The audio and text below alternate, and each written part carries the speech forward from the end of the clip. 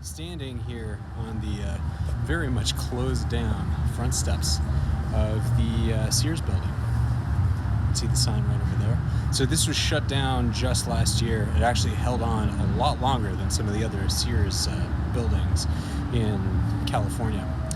But this is one of the last remaining vestiges of a company that revolutionized the way that Americans and even folks beyond America consumed goods and bought stuff. It became one of the very first mail order companies. They would send out catalogs, and even if you lived nowhere near a city, you could buy toys and hardware and kitchenware and all kinds of stuff that would be sent to your house instead of you having to actually go to a department store. The idea of the department store didn't really exist back then. In the 1920s, they were diversifying. They were building more retail stores, and this was one of the very few Sears in the country. I think there were about a dozen or so that was set up as a mail order headquarters in addition to retail store.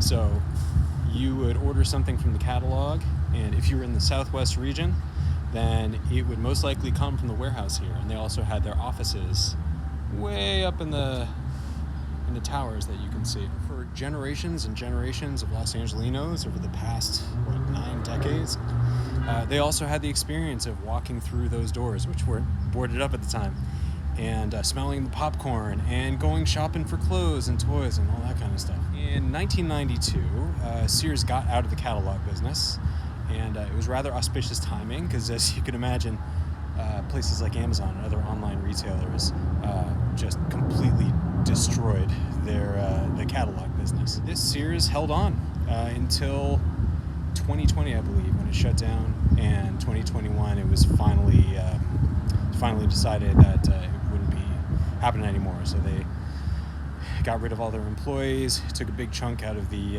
labor market out here. I don't think plans have been announced exactly what's going to happen to this one, but it's very empty. There are a lot of broken windows, and it looks like an industrial park. You can see all the trucks here just waiting to get their instructions to take stuff elsewhere.